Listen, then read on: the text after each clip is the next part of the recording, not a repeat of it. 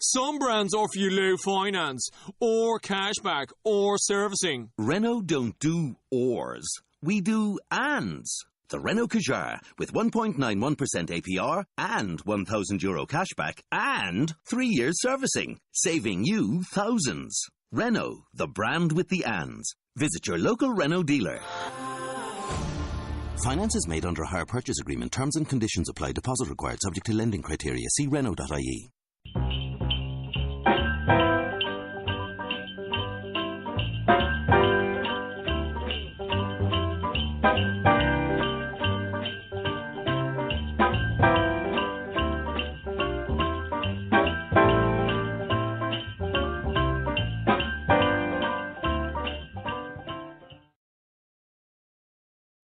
Hello and welcome to the special edition of Christmas MuVies Spotlight. I'm your host, Dawn Mack, and I'm here with my friend, co-host, and colleague, Pam. Hey, Pam, how are you? Awesome. How you doing? Well, probably about the same. Who knows? One can only tell. Well, we got an exciting show for you today. Today, Pam and I are so excited to bring you our special interview with best-selling author Teri Wilson. Teri has authored many books, of which several have been made into Hallmark movies, such as Unleashing Mr. Darcy, Marrying Mr. Darcy, and The Art of Us. Teri also has written the book Sleigh Bells, Sweethearts, which was adapted for the movie Northern Lights of Christmas. And it'll premiere Saturday, December 15th at 8 p.m. Eastern, 7 Central, and stars Ashley Williams and Corey Seaver. We are so excited and honored to bring you our interview with Teri Wilson. Enjoy the show. What was the name of the first book you ever wrote, and what was it about? And that includes non-published ones. Okay. Okay. The very I had to think for a minute. The very first one I ever wrote is not published. It will never see the light of day. And it was called Chasing Paisano. And it was a YA, a young adult book about a girl who was fascinated with a racehorse who ended up suffering a really bad injury. I wrote that right around the time that horse Barbaro won the Kentucky Derby and then had the really catastrophic fall in another racehorse. Oh, yeah. And they were rehabilitating him, and eventually they had to put that horse down, which was really sad. But the book was about a girl who had she was a dancer who had suffered a leg injury and just formed a special bond with this horse. And like I said, it was terrible. I mean, I submitted it to a couple of places who, gently pointed out the many problems that it had, which is why I said it'll never see the light of day. But it was an important book for me to write because that it taught me how to finish a book. I mean, that's how I learned how to finish a book, because starting a book is really easy, and a lot of people start a book, but finishing is the hard part. Finishing is still hard for me after 20 books, or however many I've written, which is a lot. But finishing is always hard. So yeah, that was the first one. Well, in hearing you describe this book, I'm of course, I'm going down the Hallmark trail, but I'm thinking, you could so rework that, because I'm thinking like the horse trainer could meet the girl who's injured, and it could be this great love story. I could just see this all playing out on Hallmark, in the Hallmark movies. Oh, yeah. Maybe you need to rethink that, Teri. She had like a little love story going on with the veterinary student who cared for the horse in the hospital. So it was sweet. Well, it was a sweet story, but I would have to completely rewrite it. I mean, like from scratch. So, yeah. Well, thank you for sharing that. And, I want to know, what made you decide to become a writer, and how long have you been writing? Well, I've always had a big love affair with books because I'm an only child. And when I was younger, when I was a kid, I was really shy, and I just read all the time. I mean, that was my thing. And when I wasn't reading, I was drawing and writing and stapling pages together and putting together my own books and magazines. And it was just being in publishing or being in writing, being a writer was something that I just always wanted to do. And I wrote, in school, in high school, I wrote for my high school literary magazine. And then when I was an adult, I worked in publishing. I worked for National Geographic in their school publishing division. I worked in the art department. I was an art buyer and design assistant. And then I just started writing, I guess, about 10 years ago. The first thing I ever really wrote was a Bible study for people who love animals, because I was teaching a Bible study at my church, and I'm a big animal lover, and I was looking for a Bible study workbook about animals in the Bible, and I couldn't find one. And my son, who was in middle school at the time, said, well, Mom, you should write one. And so I just thought, oh, well, there's no way, but I did a little bit of research, and there was a lot of material. And so I wrote one. I wrote a workbook, and I sent it to a small publisher who published books on pet loss, and they published it. So that was my first published book. And then, I just really started writing things after that. I was writing a lot of short stories. I kind of always thought that I wanted to write a book like Black Beauty, some sort of like animal classic book, which is why I wrote that Chasing Paisano manuscript. That's just kind of where I was headed. But I was writing a lot of short stories, and I entered a short story contest sponsored by the American Kennel Club. And the only rule was that, it had to be a certain length of a story, and you had to have a dog in it. And so I submitted my story to that contest, and the editor of the magazine called me to tell me that I had won third place. And she said, but I really wanted to call and tell you, I wanted to call and tell you personally because I really wanted to ask you an important question. And I said, okay, what is it? And she said, I wanted to talk to you and find out if you realize that you're not writing animal stories, you're writing romance. And I said, what? And she said, everyone in your story is like falling in love. The people are falling in love, the dogs are falling in love, love, love, love everywhere. And that was kind of the moment that it clicked for me that she was right, and I hadn't really realized it until that editor pointed it out. And then so I started the very next day, plotting out romance stories and romantic comedies, and that is just really where my heart is, and that just really is when everything kind of clicked together. Wow. Oh, that's amazing. So incredible.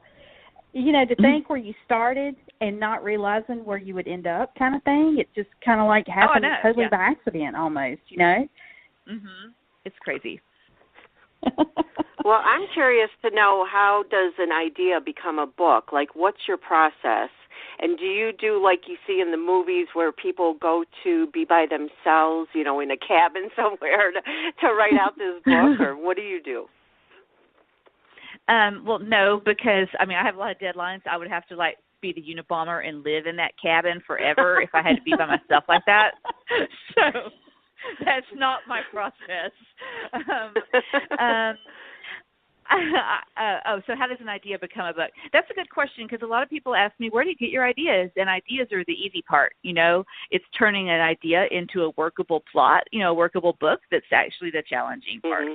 So, I don't know. I'm inspired by a lot of things. I told you I'm an animal lover. Unleashing Mr. Darcy was inspired by my dog Bliss. I'm inspired a lot by, I like to travel, so I go to different places, and when I might visit somewhere and think, oh, this is beautiful, I'd love to write a book here.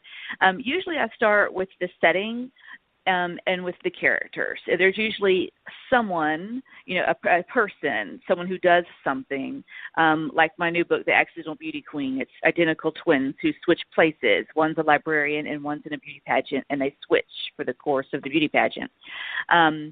I got the idea for that book because I judged the Miss United States pageant last year.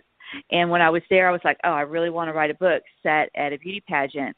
And so it usually starts with just like a kernel of an idea like that. But you have to come up with, characters who are very real, and you have to think about what their backstory is and what their goal is, and the external goal of the book, like what is going to happen in the plot, because you can't just have two people who are going to meet and fall in love. There also has to be something happening in the book, like in Unleashing Mr. Darcy, the dog shows are happening, or in Accidental Beauty Queen, the beauty pageant is happening. And so you just have to make sure, you have two well-rounded people, an external plot that's happening, an internal plot that's happening, because they're usually falling in love if it's one of my books, and then a dynamic setting. So once you get all those elements, then you can kind of make the little kernel of an idea work and fit into an actual project. Oh, and my process. I can write anywhere. There's a cupcake bakery in my neighborhood called Bird Bakery. I've been going there for 7 years, since the day that they opened. I do a lot of writing there. If I'm on deadline and I need to get a lot done, I usually write at the library because I don't want anyone to know where I am. And now if they're listening to this, they're going to know that's where I go, so I shouldn't have said anything. And sometimes that could be any library, though, Teri. I know, I'm not giving away the branch. But then sometimes, and sometimes I write at home. Sometimes I write at home. But there's, I do write at home a little bit every day actually. But at home, sometimes there's more distractions because, the TV is here, my dogs are here, there's more excuses to get up and, do something else. But the cabin thing, I do have a really strong group of writer friends that I'm friends with. We all write romance novels, and we get together, every couple months, I guess, we'll go maybe rent a cabin somewhere and have like a writing retreat weekend. And for a couple nights, we just all go and we write during the day. And then, we'll help each other plot stories, and sometimes maybe watch a movie at night. So, I do like the cabin thing, but I just can't do that every day because writing is like my job. I write every single day. So, yeah. Yeah, I can understand that. Yeah. Now, is there any difference in writing a book for Harlequin versus like a general book? You know what I mean? Like something not Harlequin? Not for me, because I consider all my books to be romantic comedies, really. And so they're pretty much all the same. And, Harlequin, I think a lot of times when people hear the word Harlequin, they have one certain type of book in mind. And Harlequin publishes all different kinds of romances. From the extreme sweet, the inspirational line that's more faith-based, and I have written 5 books for their faith-based line, all the way to like the super duper duper sexy, books. And I've books on, I haven't written any that are like super duper sexy, but, I do have some books with Harlequin that have love scenes in them, not on purpose because I'm trying to be like super edgy when I write a love scene. It's just, it depends upon the story, what is, natural to the story. I'm like a super girly girl. I love like glamour and stuff, things like that. I have a series of books with them set at a jewelry store called Drake Diamonds. It's based on Tiffany and Company, and those books are, more high glamour, set in Manhattan. So, they have a love scene in them, whereas some of the sweeter books set in Alaska don't. So it just kind of, depends upon what's natural to the story. Plus, I don't want to feel like I'm writing the same book over and over again. I want to write different things. Right. So, but they're all romantic comedies. They all have, what I hope is witty dialogue, and they usually all have a dog or cat or multiple dogs or cats, in the story, just because I'm an animal lover. So I like to have those kind of characters in there. I grew up reading. I'm sorry. I grew up reading, and I started. Oh, go ahead. Sorry. No, I forgot. The rest of the question. Writing a non-Harlequin book. So anyway, my other books, for other publishers have all been romances or romantic comedies too, and so it's pretty much exactly the same, except my books for Gallery are just a little bit longer. And The Accidental Beauty Queen, my newest book for them, I actually wrote from first person, which is definitely different than my Harlequin books because they're all written, from third person, alternating point of views for the hero and heroine. And my new book for them, Accidental Beauty Queen, is written all in first person, which was really fun to do because it was it was different. But other than that, the books are all still very similar. So the plotting is pretty much. But go on. I didn't mean to interrupt you. Oh, that's okay. I was just going to say I grew up reading, and I read quite a few Harlequin books, and then I went into bigger books because Harlequin books seem to be shorter books, if you know what I mean, like not as many pages. Right. Yes. Yes. So, but I love them. So I thank you for doing that. Oh, sure. Harlequin has a very devoted readership. I love writing for Harlequin because the readers are so loyal, and they just are voracious readers. They love to read. But, Harlequin also has, a division, HQN, and some other imprints. The books are longer. I mean, Unleashing Mr. Darcy is a Harlequin book, and it's a longer title. So they have, books across all different ends of the spectrum. Well, I appreciate you sharing that, that Harlequin is more than just what some people stereotype it to be, because I think a lot of times that's kind of a misnomer. People don't understand that there are so many different divisions to Harlequin that make it what it is, the great publishing company that it is. And so many great books have come out of Harlequin too, yours, oh, yeah, example. For sure. And, yeah, I always targeted Harlequin. I always targeted Harlequin because their brand name, their brand is synonymous with romance. And I was like, if I'm going to write romance, I want to write it for the best publisher. I want to write it for the best romance publisher out there. And, that's just, Harlequin's reputation, because they've been doing it for years. But yeah, I think people just, think of the old-fashioned bodice ripper type Harlequins, from the 70s, and I'm like, no, they've evolved. There's more to it than that. So yeah. Well, one thing I'm curious about is you've mentioned several different settings for some of the books that you've written, and are these destinations that you've actually traveled to where you could actually glean and go, hey, this would make for a great book series or a book? Or do you really, if you haven't been to a location that's in your books, do you do a lot of research to kind of get a feel for it before you write about it? I'm trying to think. I'm pretty sure, unless one pops in my head afterwards, that I've never written a book that's set somewhere that I haven't actually been. I've been every single place I've ever set a book. I know obviously you can write books set places that you haven't been, and it requires a lot of research, but just going there kind of makes it more, real to me and easier to write it. I just happen to like to travel a lot. I like to travel a whole lot, and the past few years have been great because I've been invited to book festivals all over the world. I'm going to one in Paris next April. I went to one in Paris last year. I've been to one in London. I'm going to London again. I've been on a writing retreat to Scotland.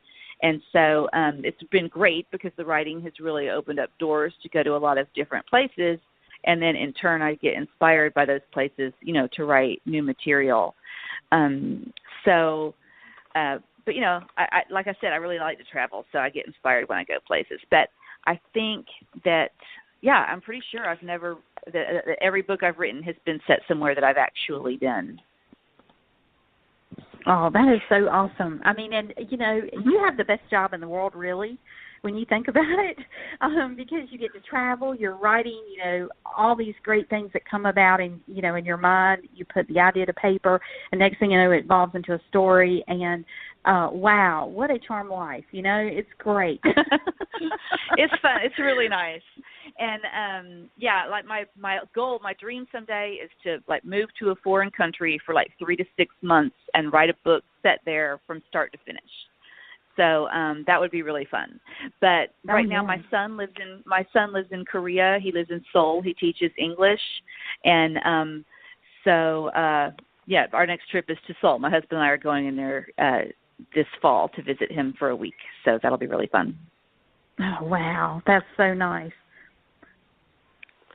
Yeah, that's one of the things that I think probably most everybody in this world has grown up wanting to do but can't actually do or wasn't able to do for some reason or another. And, you're living the life, girl. I love it.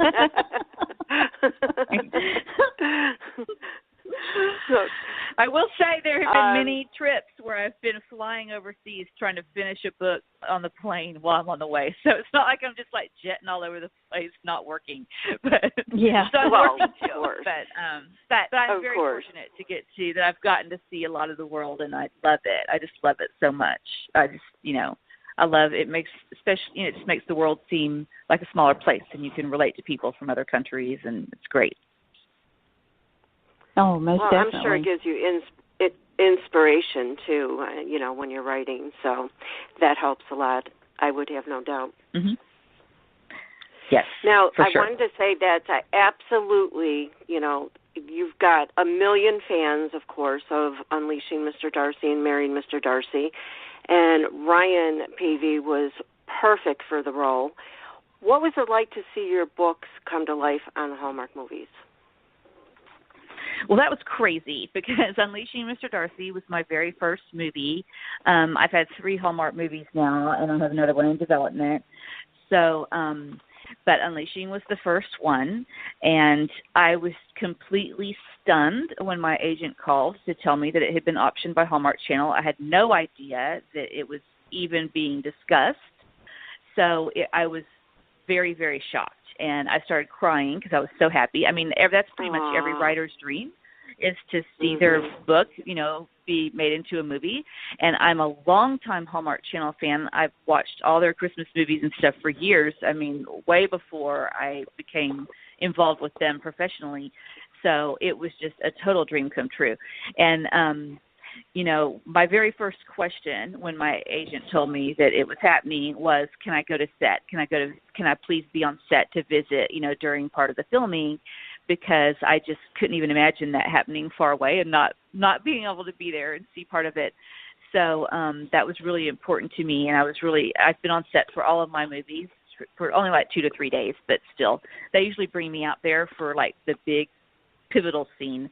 So Unleashing Mr. Darcy, I was there for the big ballroom scene when Grant Markham shows up, and causes the big stir, and then Lizzie and Darcy kiss. And it was crazy. I wish I could. It's hard for me to even put it in words because it's so bizarre because, writing is a profession where you live in your head a lot. Everything is really taking place in your imagination.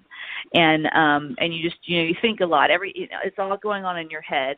And to actually go somewhere and see something that's been just living inside your head this whole entire time become like an actual thing with real people walking around. And on a movie set, it's very crowded. There's a ton of people on the crew, and there's the cast, and then there's the beautiful setting. And then I would look, and there's Frances Fisher, who was in Titanic, and I'm like, what is she doing in my movie? This is crazy. I mean, it was just, it was really overwhelming, but in a good way. It's a very surreal experience, and I loved it. And, there's a lot of waiting around when you're on a movie set while they change camera positioning and all that. And at one point, I remember my producer turning to me on the first day of Unleashing Mr. Darcy when I was there, and she said, I told you it was going to be a lot of waiting around, Teri. I hope you're not bored. And I was like, are you crazy? If any of this ever bores me, you can just dig a hole in the ground and put me in it because, how jaded would I have to be? So, I don't find it boring in the slightest. I love it. So it's wonderful. I wish every writer could experience it because it's such a great experience. If you think about it, you're just drinking in every single moment, and really that's an experience where you just truly live the moment. And at the same time, you're probably saying this is so surreal. Here this was an idea in my head. Now I'm watching this all be filmed. How cool could that be? Yes. It is nuts. And they're saying things that you wrote, and you're like, oh, my God, wait, oh, my God, did you hear him? He just said that, and I wrote it. It's so weird. Well, now you mentioned that your agent called you and told you that the movie was being optioned, or the book was being optioned by Hallmark. Now, how did it get to the point of Hallmark even finding out about your book? Did you have to submit a manuscript to them, or how did that happen? My agent did it. I have a really great agent. Her name is Elizabeth Winnick Rubenstein, and my literary agency is the second oldest agency in the country. They represent like John Steinbeck and a bunch of, estates of some really wonderful novelists. I'm not sure how I eked in there, but I'm kidding. My agent is a big dog lover, so that's kind of how we connected to begin with. Aww. But so Unleashing Mr. Darcy, she had a television producer who is a really longtime family friend of hers, and her name is Sidel Albert. She's been the executive producer on all my movies, and I think Liz just asked Sidel to pitch it to Hallmark Channel. She said, I have this project that one of my writers did, and I think it would be great for Hallmark Channel. Would you please pitch it to Hallmark? Because Hallmark Channel does not have, you can't just, send them your book and ask them to make it into a movie. They have to be approached by a producer. So So Sidell did. Now, she had never worked with Hallmark Channel ever. She did a lot of like true crime type movies. So Unleashing was our first movie, the first Hallmark movie for both of us. And now she's worked on a couple of other Hallmark movies that I haven't been involved with, and then, you know, all of mine. So it worked out really great for Sidell also, because now she has a really good relationship with Hallmark Channel.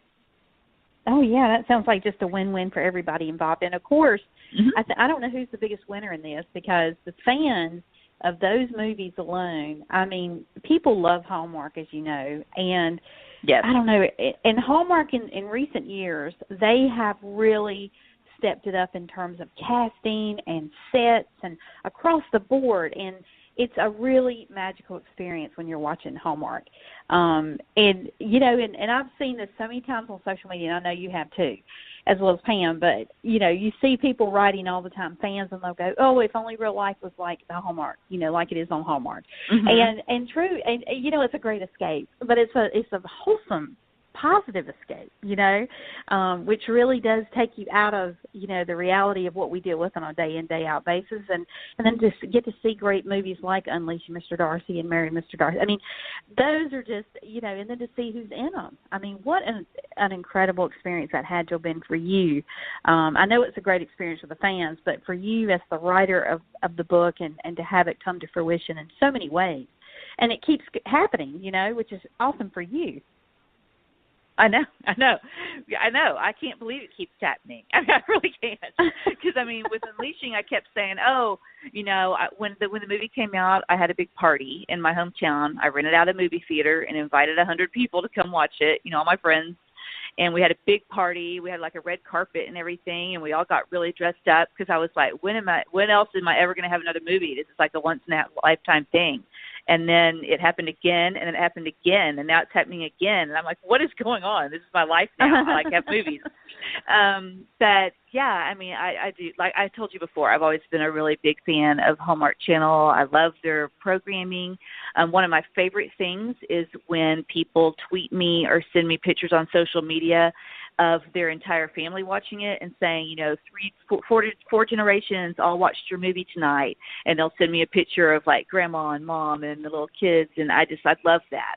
I love that. Oh, wow. You know, that's the thing that's happening. And I mean, the Hallmark Channel movies are hopeful, when that's kind of the same message as romance novels. I mean, there's a writer named Damon Swade who calls it the literature of hope.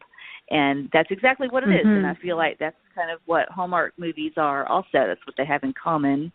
And I love it. I love being part of putting a positive message out in the world, whether it's, you know, in book form or movie form. I think that's an important thing. And I know a lot of people say rom-coms or those kind of movies or books are just light and fluffy. And I'm like, well, what could be more important than putting out a positive message into the world? Right. You know, I think that we need it and right the world, now. I tell you, the world needs it, and there's not enough of it. You know, right. So, and I honestly think that is one of the biggest factors as to why Hallmark Channel has just exploded in popularity, because people are thriving, you know, for that. They're really hungry for that message of hope in whatever form that it comes out, you know. So it's just a beautiful thing, and I know that you're just honored and blown away to be part of it. And which brings me to my next question. You know, for all the movies that have been done for Hallmark that you've been involved with, have you had any involvement in the screenwriting process? Have you done any screenwriting, or do you just, you know, the books, you've written the books and they've just taken and run with them? I have not. I've never written a screenplay. I don't know how. At some point, that's something that I would like to learn. I'd like to write one, not with the aim. Well, I mean, of course, if someone bought it, that would be great. But I would just like to write one as an experiment to try and figure out how to do it. It's a much different process than writing a book. In a novel, you can be inside your characters' heads a lot and have a lot of what they're thinking, and you can't really do that, you know, in a movie because you're not inside their mind. So it's a completely different style of writing. The only time I've even come close to having any involvement with the screenplay was with Marrying Mr. Darcy, because it's not based on a book. It's a sequel, based on Unleashing, which, was based on my book, Unleashing Mr. Darcy. There are some elements in Marrying Mr. Darcy from the original book, not just the characters, but like the proposal is very similar to a scene from Unleashing Mr. Darcy. But I kind of like helped the producer brainstorm ideas for the book, and we kind of wrote like a story treatment synopsis kind of thing to sell to the network. And then once they decided, once the Hallmark Channel decided they wanted to do the sequel, they hired some screenwriters. And, of course, I think that even most of the ideas that we put forth, they've changed, in the screenwriting process. But, I did have some input into the story. But that's really the only time I've been involved in the screenwriting process at all. The other times they just take your book and turn it into a screenplay. And that's perfectly okay with you. And that is okay with out me. There as well, that has just got to be the most surreal thing, as we mentioned earlier. And also, one other thing I wanted to ask is, when you were on set, did you actually get to meet any of the cast that was starring in the movies, or were you just kind of in the background, just kind of watching and taking it all in? Oh, no, I know the cast really well. Yeah, I know all of them.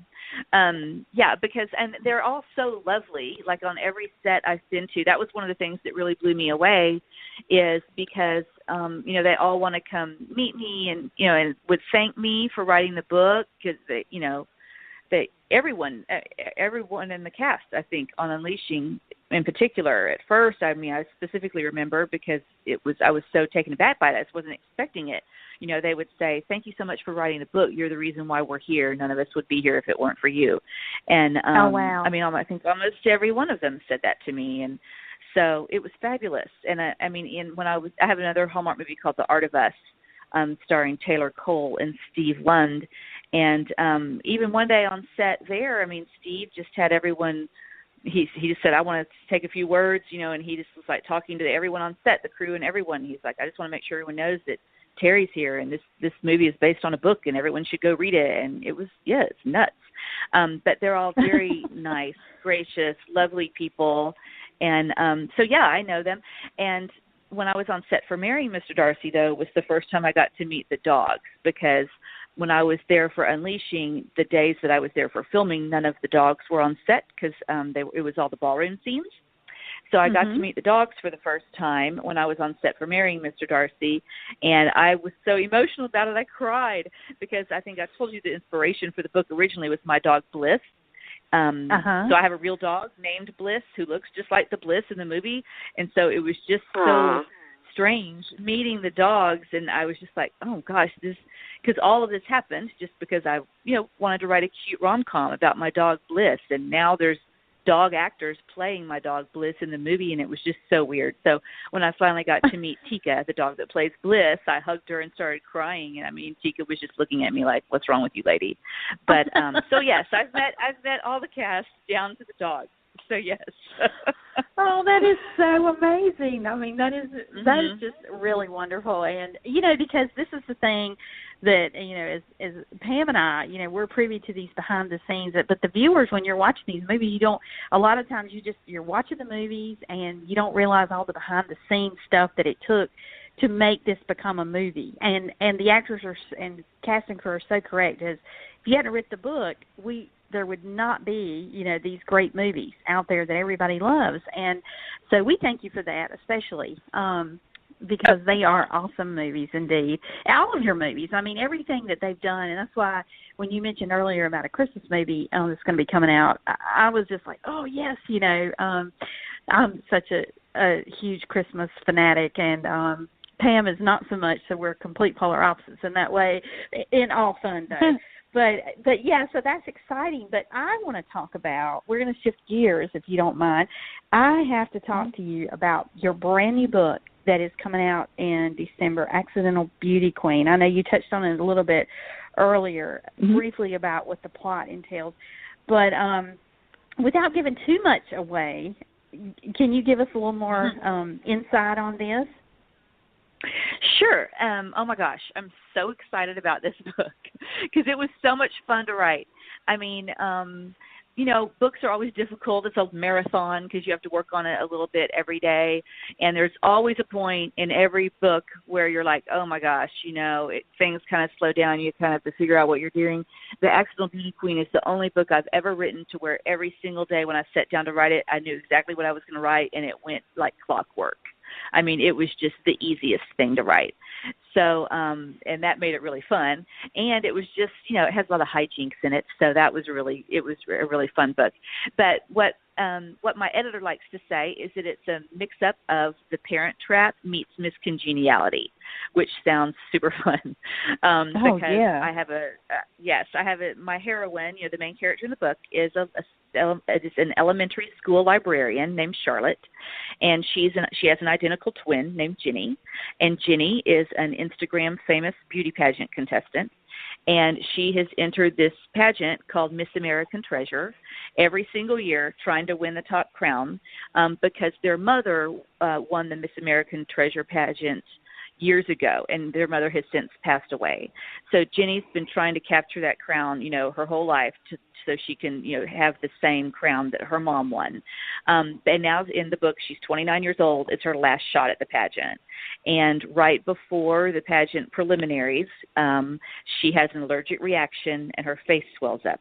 And so she's stuck. She can't. Her face is swollen and she can't compete. So she begs her twin sister to take her place just for the preliminaries for the first couple days until her face gets better and she can be in the finals. So that's the premise for the book. But all sorts of hilarious things happen, and I don't want to give any more away, but it's really fun. Please so don't. Yeah. Only because, everyone needs to be in suspense, because just to hear you describe what you have, it sounds like a phenomenal book. And I'm thinking the whole time you're describing it, this is a Hallmark movie in the making. This has to become a Hallmark movie. Only because I could just see it being played out on screen, and it would be so enjoyable. And let's just say, hypothetically speaking, if it were to become a Hallmark movie, who do you think would be great in the lead role? Or the two twins. I mean, they have so many great actresses on Hallmark, and I've got a couple that come to mind. But who would you think would be a great fit? Oh my gosh, you really put me on the spot. I haven't even thought about that. Gosh, well, they have red hair in the book, so I would love to have a redhead. I'm trying to think. Oh, I know. Oh, you know what? I know. I'll tell you what, we'll say it, because I know Pam's thinking the same thing I'm thinking. We'll say it that you won't have to. How about that? Okay. I'm thinking Alicia Witt would be perfect in this role. Oh, I do love Alicia Witt. I was also thinking Jen Lilly, though. I really like her. Oh, that was going to be my answer. Yeah. I could totally see Jen Lilly as beauty pageant contestant. I mean, she's got those big eyes, but I love Alicia Witt. Yes. But honestly, I would just love it to become a movie. And I've always been thrilled with all my casting. I've never been disappointed by anyone who's been cast in anything. So I'm sure that they would do a great job, whoever got chosen. Oh, yeah. Well, if it's on Hallmark particularly, you can't go wrong. You always know the cast is going to be phenomenal, even before you know who the cast is. If you just see the movie title and you know it's going to be on Hallmark, you know it's going to be good. So, but yeah, that would be so good. So I'm keeping my fingers crossed, because I know the book itself is awesome, but I hope this becomes a movie as well for you down the road, because that would just be great to see that on screen as well. It'd be fun. It would be a really fun movie. So we'll see. Very true.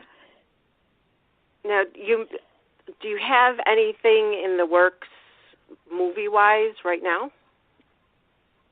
I have a fourth Hallmark movie in development. It's called Sleigh Bell Sweethearts. It's a Christmas movie. I'm not 100% sure if it will be going into production in time for Christmas 2018. We hope so. But I'm not 100% sure, so I don't want to say that that's happening. It could be further down the road. But it's called Sleigh Bell Sweethearts. It takes place in a small town in Alaska, and the premise is my heroine, out of the blue, finds out at the very beginning of the story that she's inherited a reindeer farm in Alaska right before Christmas. So that's the premise of the story. And, of course, she doesn't know what to do because she's never even, been up close to a reindeer. And she has all these, she has all these reindeer she doesn't know what to do with. And one of the reindeer in particular is being a little naughty and causing her some trouble. So that's the premise of that story. I'm excited about it. I think it's going to be really fun. Oh, well, yeah. It sounds like it. And I'm sorry, go ahead. No, I was just saying it's definitely going to be a great movie, and I hope it's this year. So maybe it'll be one of the 36 between the two channels. That would be awesome. But nonetheless, at least we know it's going to happen at some point. Right. Exactly. Exactly. Yes. No matter where it is, Dawn and I will be watching it. So, it has to Yay! do with Christmas movies. And I'm sure there's a lot of other fans out there that are going to be doing that. And speaking of social media, fans and of the sorts, I guess I put that wrong, but fans that you have on social media, let's put it that way. What do you love about interacting with fans? Oh gosh, I love it. They're so nice. I mean, especially the Hallmark fans, well, and the readers too, like everyone. I like social media. I guess my favorite thing about it is that writing is a solitary experience. I mean, you spend the majority of time working on things by yourself. I mean, the editorial process is different, obviously, because when I have a book in editing, I work with my editor. But the big chunk of the work on a book is done, alone.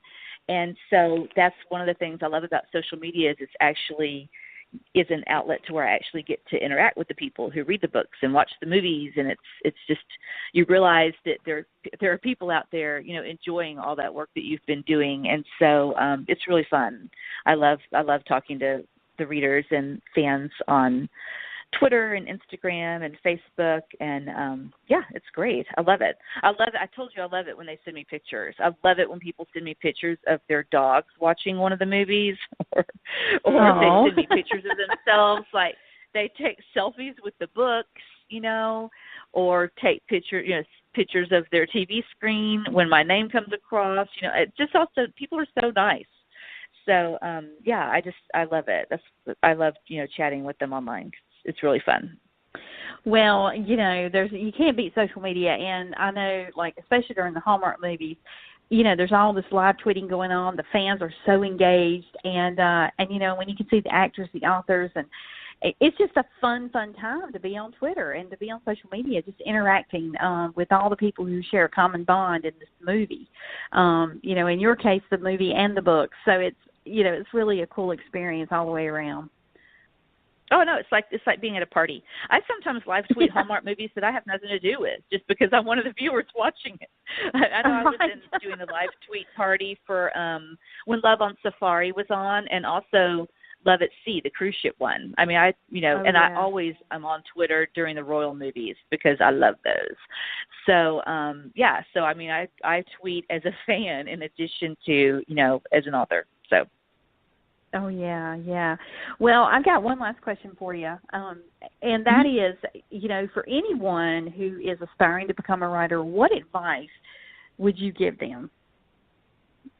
My number one advice to aspiring writers is always to read a lot, because I think that, you can sign up for writing classes or for workshops and that kind of thing, to where people teach you story structures, and you can learn grammar from an English class, but I think so much of writing is really done by osmosis through absorbing stories, and so I'm always a big encourager of reading. I think especially in whatever genre that you're interested in, read a lot of books and you'll learn what works and what doesn't. Yeah, and that brings to mind one additional question. That is, now that you are established in your career as a writer, do you ever have time to just read leisurely? Or is so much of your time taken up writing that you just don't get to do it as much as you'd like? Oh, no, I read for pleasure every single day. I mean, I have to. It's just, like I said, I grew up reading, so it's always just something that I do. And so I always read for at least 30 minutes before I go to bed. Wow. That's just, usually my reading time. And I usually am also listening to an audiobook at the same time. So I have that Audible app, on my phone, and I plug it into my car. So whenever I'm driving, I'm usually listening to an audiobook, and then at night I usually read before I go to bed, or sometimes like just in the middle of the day, depending upon, what's going on. I usually always have a book in my purse, but I'm always reading. You are the great multitasker. And I think that's awesome because it has served you well, and you are incredibly talented, and it's just awesome that what you do what you love, and so many people can benefit from that through reading your books and now seeing movies come to life on the Hallmark Channel. And it's just, it's a wonderful position for you to be in, but it's a great gift that you've been able to give so many readers and television viewers alike, and we thank you for that. Oh, thank you so much. I mean, I do really, really love it. And I always say, it's a pleasure, it's a privilege to be able to do it because it just makes me so happy. So it's a win-win for all of us. I love it. Absolutely, absolutely. Well, Teri, we want to thank you so much for your time and just being able to, you're so incredibly busy, and just to give us any part of your time is a real treat for us, and we thank you so much for that. It has been a joy speaking with you. Sure. Thank you so much for having me. Hey, guys, don't leave us yet. Be sure to follow us on Twitter at Christmas Movies. That's XMASMUVIES. And also like our Facebook page at Christmas MuVies Spotlight. Don't forget, that's spelled MUVIES.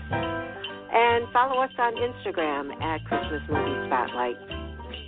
And don't forget to check out our website, ChristmasMoviesSpotlight.com. That's movies with MUVIES. ChristmasMoviesSpotlight.com. Thanks for listening. See you next week.